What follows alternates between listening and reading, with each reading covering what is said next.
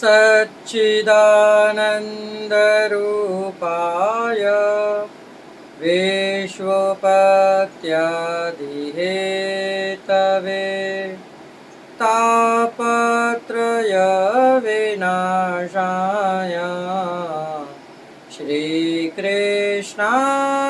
वयो नमः। पुष्टिमार्गीय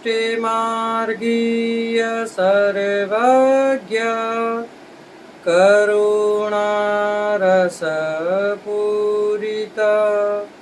श्रेष्ठफलप्रदाता च तस्मै श्रीगुरुवे नमः। जय श्री कृष्णा, राधे राधे। जय श्री वल्लभ प्रियजनों, दास का प्रणाम स्वीकार करें। तो दास आज उपस्थित है आपके सामने दो तीर्थों को लेकर, एक कनखल तीर्थ और दूसरा तिंदुक तीर्थ। अच्छा, आपने ये जाना है कि हम ये जो आपको तीर्थों के बारे में बता रहे हैं, ये तीर्थ क्या है और कहाँ है? तो ये तो आपको पता है कि जहाँ मुख्य मुख्य स्थान है वह तीर्थ। जैसे हमने आपको एक तीर्थ बताया था प्रयाग तीर्थ, इससे पहले हमने आपको एक तीर्थ और बताया था विश्राम तीर्थ। तो विश्राम तीर्थ यानी कि विश्राम घाट।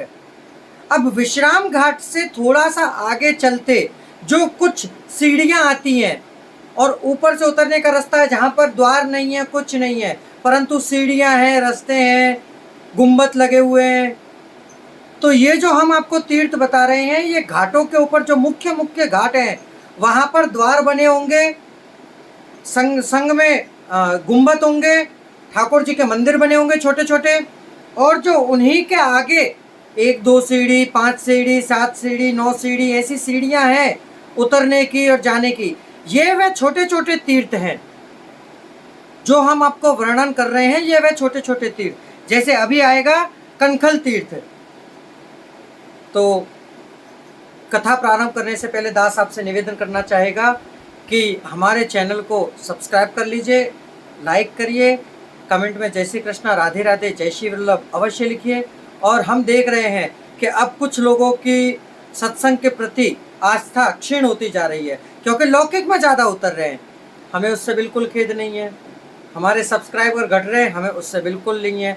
यदि हमारे 10 सब्सक्राइबर भी हमारा नित्य सत्संग सुनते हैं तो ये गारंटी हम आपको अवश्य दे रहे हैं कि वे हमारे साथ वैकुंठ यानी कि गोलोक की प्राप्ति अवश्य करेंगे, करेंगे और करेंगे।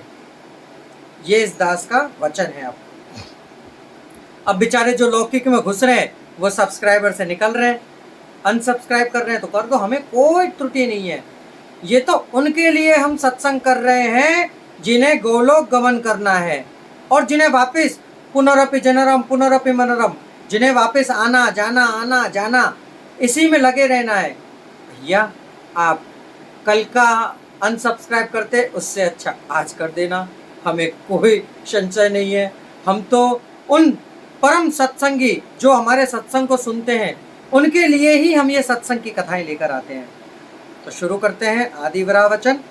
और यदि हमारे कटुवाणी से किसी के हृदय को ठेस पहुंची हो तो दास आपसे क्षमा याचना करता है। ठेस पहुंचे तो भैया उनको पहुंचेगी जो बुरा मानते होंगे, जिन्हें सत्संग प्रिय नहीं होगा।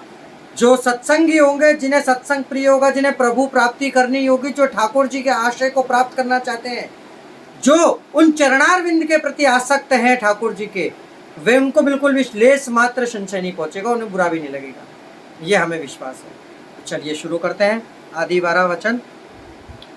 तथा कनखलम तीर्थ गुह्य तीर्थ परम ममम स्नान मात्रेण तत्रापि नाक पृष्ठे च मोदते।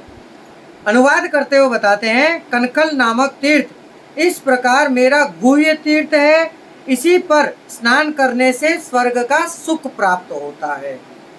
जैसे हमने आपको गुह्य तीर्थ के बारे में बताया था, ऐसे ही एक और कनखल तीर्थ है। अब एक है तिंदुक तीर्थ। इस तीर्थ का वर्णन और इसका वर्तमान में नाम बंगाली घाट है।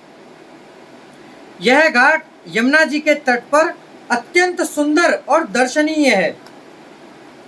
आदिवरा वचन के अनुसार कहते हैं, अस्ति क्षेत्रम परम गुह्य तिन्दुकं नाम नामता तस्मिन् स्नातो नरो देवी मम लोके महीयते।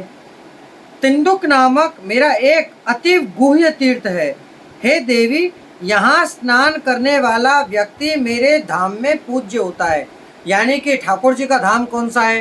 तो ठाकुर जी का धाम है गोलोक धाम। तो गोलोक धाम में पूज्य होता है।